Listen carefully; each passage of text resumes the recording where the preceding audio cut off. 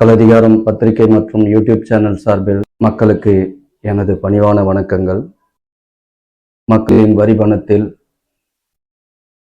ஊதியம் பெறக்கூடிய காவல்துறை மக்களுக்கு சேவை செய்யத்தானே தவிர தனியாருக்கு சேவை செய்ய அல்ல என்று சென்னை உயர்நீதிமன்றம் ஒரு அருமையான உத்தரவை பிறப்பித்துள்ளது. இந்த உத்தரவுக்கு மக்கள் அதிகாரம் பத்திரிகை சார்பில் எங்களுடைய பாராட்டுக்களை தெரிவித்துக் கொள்கிறேன். ஏனென்றால் இது ஒரு சமூக நோக்கத்திற்கான உத்தரவாகத்தான் இதை பார்க்கிறோம். சென்னை உயர்நீதிமன்றம் இப்படி ஒரு தீர்ப்பை வழங்கியிருப்பது மக்கள் நலனுக்கானது என்பதை ஊர்ஜிதப்படுத்துகிறேன். மேலும் இதே சட்டம்தான், இதே உத்தரவுதான் இந்த பத்திரிகை துறைக்கு சென்னை உயர்நீதிமன்றம் எங்களை போன்ற சமூக நலன் சார்ந்த பத்திரிகைகள் இதை எதிர்பார்க்கிறோம். ஏனென்றால் நாட்டில் மிக முக்கியத்துவம் வாய்ந்த ஒரு துறை, காவல்துறையை போல் நான்காவது தூணாக இருக்கக்கூடிய பத்திரிகை துறை. இந்த பத்திரிகை துறையில் பல ஆண்டுகளாக கார்ப்பரேட் பத்திரிகைகளுக்கு மட்டுமே இங்கே முக்கியத்துவம் தரப்பட்டுள்ளது. செய்தித்துறை என்பது சமூக நலனுக்கு முக்கியத்துவம் தருவதை விட வியாபார நலன், அரசியல் கட்சி சார்ந்த நலன், இப்படிப்பட்ட பத்திரிகைகளுக்கு சர்க்குலேஷன் மற்றும் கொள்கை முடிவு, இந்த சட்டத்தின் அடிப்படையில் இந்த பத்திரிகைகளை எல்லாம் 50 ஆண்டு காலமாக நசுக்கி வருகிறது. இந்த பத்திரிகைகள் வளர்ச்சி பெறுவதற்கு செய்தித்துறை தான் மிக முக்கிய முட்டுக்கட்டையாக இருக்கிறது. இதற்கு காரணம், செய்தித்துறையில் கமிஷன் கொடுப்பது, தனியார் ஏஜென்சிகள் மூலம் இவர்கள் விளம்பரத்தை கொடுத்து அங்கே அதன் மூலம் பெறப்படுகின்ற இந்த கமிஷன்கள் யாருக்கெல்லாம் போகிறது என்பது சிபிஐ விசாரணை வைத்தால் தெரியும். அதிகாரம் சார்பில் 7 ஆண்டுகளுக்கு மேலாக செய்தித்துறை உயர் அதிகாரிகளுக்கு இந்த உண்மைகளை புரிய வைத்திருக்கு. 7 ஆண்டுகளாகவும் இந்த செய்திகளை அவர்களுக்கு பாடம் நடத்தி என்னுடைய பத்திரிகையிலும் இணையதளத்திலும் போட்ட செய்திகள் அலட்சியத்துடன் தான் இதுவரை அவர்கள் பார்த்து கொண்டிருக்கிறார்கள். ஏனென்றால் சட்டம் பணக்காரர்களுக்காக இருக்கிறதை ஒழிய ஏழை நடுத்தர மக்களுக்காக நடத்தக்கூடிய இந்த பத்திரிகைகளுக்கு இதை பற்றி கண்டு கொள்வதில்லை. யாரோ என்னை போன்ற ஒரு சிலர் மட்டும்தான் இதை பற்றி பேசுகிறார்கள், பத்திரிகையில் எழுதுகிறார்கள். அதனால் அவர்களுக்கு இது ஒன்றும் பெரியதாக எடுத்துக்கொள்வதில்லை. ஒவ்வொரு ஆண்டும் எத்தனை பத்திரிகைகளுக்கு எத்தனை கோடி விளம்பரங்கள் கொடுக்கப்படுகிறது.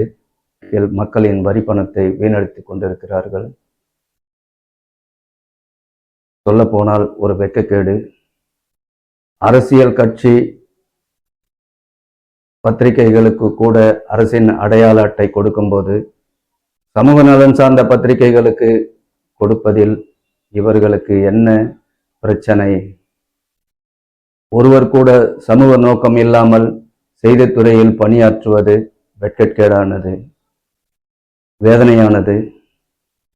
இவர்களுக்கு பத்திரிகை என்றால் என்ன என்று கூட இன்று வரை தெரியாமல் செய்தி திணிப்பு தானே ஒழிய பக்கங்களில் பெரிய பத்திரிகை என்று சொல்லிக் கொள்வதில் அர்த்தமில்லை. ஒவ்வொரு பத்திரிகையிலும் மக்களுக்கான செய்திகள் எத்தனை தினந்தோறும் தினசரி பத்திரிகைகளில் வெளிவருகிறது, அதன் பயன்கள் மக்களுக்கு என்ன, எதுவாவது இந்த செய்தித்துறை அதை பற்றி ஆய்வு செய்ததுண்டா? அல்லது அரசு செய்தி ஓடுபவர்களுக்கு தான் எங்களுடைய சலுகை விளம்பரங்கள் என்றால் அது ஒரு பெரிய காரியம் அல்ல. நாங்களும் தான் அரசு செய்தியை போடுகிறோம், எங்களுக்கும் தான் அந்த சலுகை விளம்பரங்களை கொடுங்கள் என்றுதான் போராடுகிறோம். இது ஒரு பத்திரிகை துறையில் ஒரு சூழ்ச்சியும், அரசியல் செல்வாக்குள்ளவர்கள் ஏமாற்று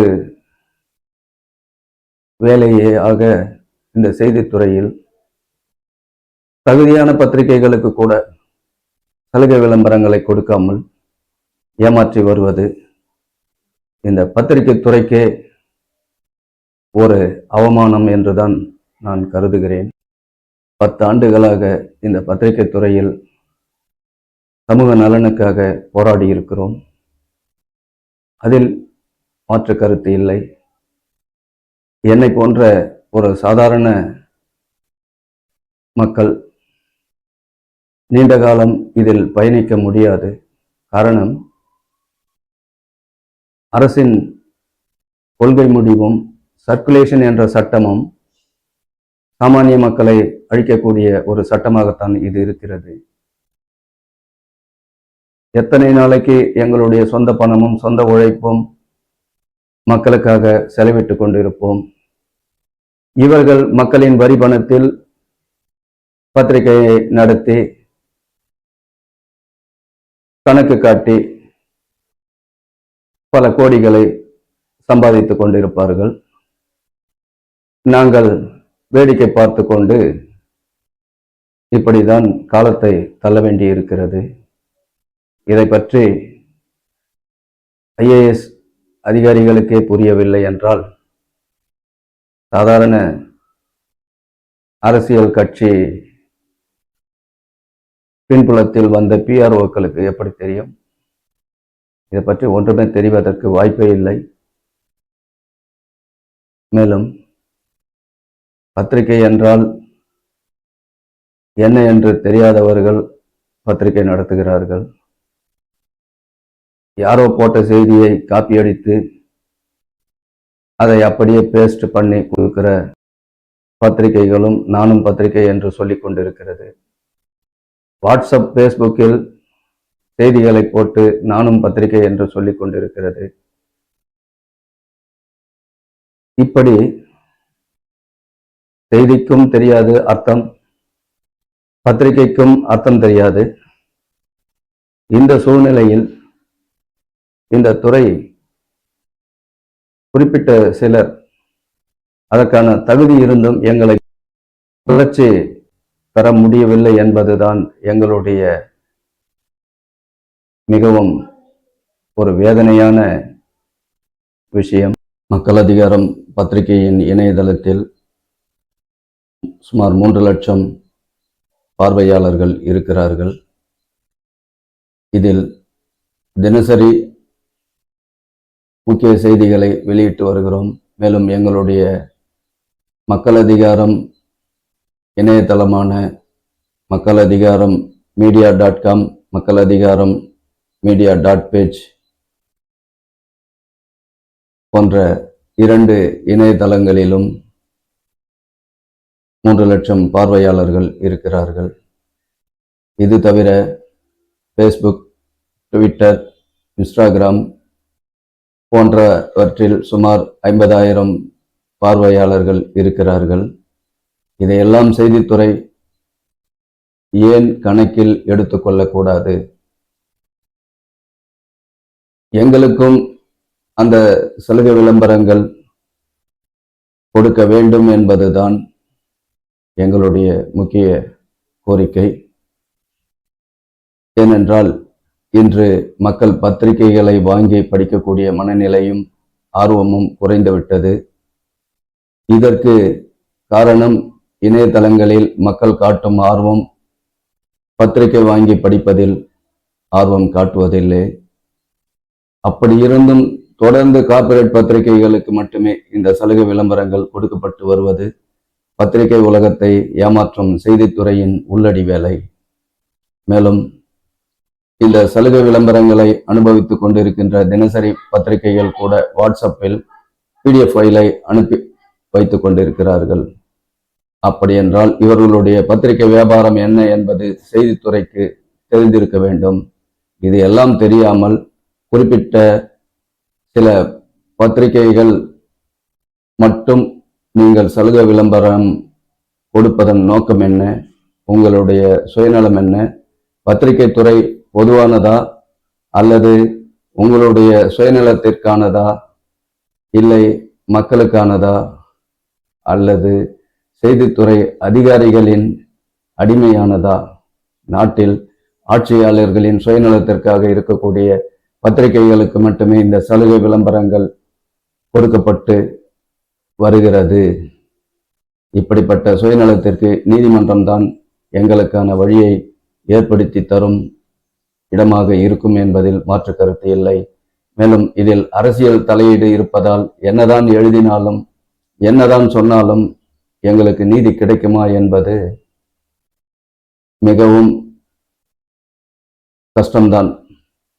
அதனால்தான் நீதியரசர்கள் நாட்டு மக்கள் நலனில் அக்கறை கொண்டு, சமூக நலனில் அக்கறை கொண்டு இந்த சமூக நலன் பத்திரிகைகளுக்கு சலுகை விளம்பரங்களை பெற்றுத்தர வேண்டும் என்பதில் முக்கிய பங்கு நீதிமன்றத்திற்கு உள்ளது என்பதை பணிவுடன் தாழ்மையுடன் நீதியரசர்களுக்கு வைக்கின்ற முக்கிய கோரிக்கை. ஏனென்றால் இந்த துறை மக்களுக்கான ஒரு துறை. மக்கள்தான் இதில் முக்கியமானவர்கள். ஏனால் மக்களுக்காக தான் ஆட்சி, அதிகாரம் எல்லாமே மக்களால் இருக்கின்ற ஒன்று. இதில் மக்களின் வரி பணத்தில் இந்த சலுகை விளம்பரங்களை கொடுத்து கொண்டு மக்களுக்கு உண்மையை வெளிப்படுத்தாமல் பல பத்திரிகைகள் பல கோடிகளை சம்பாதித்து கொண்டு போவதுதான் வேதனையான ஒரு விஷயம். உண்மையை சொல்லக்கூடிய பத்திரிகைகள், மக்களுக்காக இருக்கக்கூடிய பத்திரிகைகள் எத்தனை என்பதை விரல் விட்டுதான் எண்ண முடியும். இப்படிப்பட்ட இந்த துறை சமூக நலனின் அக்கறை இல்லாமல் வியாபார நலனுக்காகவும் அரசியல் கட்சி சார்ந்த ஒரு துறையாகவும் அதிகாரமிக்கவர்களின் கைப்பாவையாகவும் மாறிவிட்டதால் எங்களை போன்ற சமூக நலன் சார்ந்த பத்திரிகைகள் போராடுவதை தவிர வேறு வழி எங்களுக்கு இல்லை. இந்த பத்திரிகைகளுக்கெல்லாம் ஒரு நல்ல ஒரு மாற்றத்தை கொண்டு வந்து இந்த துறையை சீர்படுத்த வேண்டும் என்று எந்த ஒரு IAS அதிகாரியும் நினைக்கவில்லை. ஏனென்றால் ஆட்சியாளர்களுக்கோ அல்லது கீழ்மட்ட அதிகாரிகளுக்கோ இது ஒன்றும் புரியாது. பல விஷயங்கள் இதற்கு முன்னால் இருந்த IAS அதிகாரி பாஸ்கர பாண்டியன் அவரிடம் எடுத்து சொல்லியிருக்கிறேன். அவர் மட்டும் நீங்கள் சொல்வதெல்லாம் உண்மையான விஷயம்தான். அவர் கடைசி நேரத்தில் இதற்கான முயற்சிகள் எடுக்கும்போது இறுதியில் ஆட்சி கலைக்கப்பட்டு விட்டது. அதற்குள் தேர்தல் வந்துவிட்டது. எந்த பிரயோஜனமும் இல்லை. இப்போது இருக்கின்ற வைத்தியநாதன் இயக்குனர் செய்தித்துறை ஏதாவது மாற்றங்களை கொண்டு வருவார் என்று எதிர்பார்த்தேன். அவரும் இல்லை. அதனால் இதற்கு நீதிமன்றம் ஒரு சரியான தீர்வை ஏற்படுத்த வேண்டும் என்றால் இப்பிரச்சனையை கையில் எடுத்து இதை ஒரு சூமோட்டோ வழக்காக விசாரிக்க வேண்டும். நீதியரசர்கள் ஒவ்வொரு ஆண்டும் எத்தனை பத்திரிகைகளுக்கு எத்தனை கோடி சலுகை விளம்பரங்கள் கொடுக்கிறீர்கள்? அந்த பத்திரிகையின் தரம் என்ன? செய்தியின் தரம் என்ன? அது அரசியல் கட்சி சார்ந்ததா அல்லது வியாபார நலன் சார்ந்ததா என்ன என்று தெரியாமல் எப்படி, எதன் அடிப்படையில் இதற்கு சலுகை விளம்பரங்கள் கொடுக்கிறீர்கள்? ஏதாவது ஒரு காரணம் இருக்க வேண்டும் அல்லவா? நாங்கள் சர்க்குலேஷன் அடிப்படையில் கொடுக்கிறோம் என்றால், சர்க்குலேஷன் வைத்து செய்தியின் நோக்கம் தெரியாமல் யார் அதை பத்திரிகை என்று ஏற்பார்கள்? எந்த செய்தி போட்டாலும் சர்க்குலேஷனில் அது சரிதானா? இதை நீதி அரசர்கள் தான் ஆய்வு செய்ய வேண்டும். ஏனென்றால் ஒரு சமூகத்தின் முக்கிய பிரச்சனையாக எதிரொலிக்கக்கூடிய பத்திரிகை துறையிலே இந்த சமூக நீதி அவலங்கள் இருக்கும்போது, இதையெல்லாம் 30 ஆண்டு காலம் இந்த பத்திரிகை துறையில் நாங்கள் பணியாற்றி பயணித்தது ஒரு வீணான ஆகிவிட்டது என்றுதான் ஒரு வருத்தம். பணம் சம்பாதிப்பது நோக்கமல்ல, ஆனால் அந்த எந்த நோக்கத்திற்காக இந்த பத்திரிகை ஆரம்பித்தோமோ அதனுடைய நோக்கங்கள் ஏறிக்கொண்டுதான் இருக்கிறது. அதில் மாற்று கருத்து இல்லை. நான் இந்த 10 ஆண்டு காலத்தில் என்னுடைய பத்திரிகையில் பல முக்கிய மாற்றங்களை கொண்டு வந்திருக்கிறேன். கிராம பஞ்சாயத்துக்களில் முதலாக ஆன்லைனில் இந்த கணக்குகளை, வரவு செலவு கணக்குகளை கொண்டு வர வேண்டும். தினந்தோறும் நடக்கின்ற செயல்பாடுகள் குறித்து கிராம மக்களுக்கு தெரிவிக்க வேண்டும்.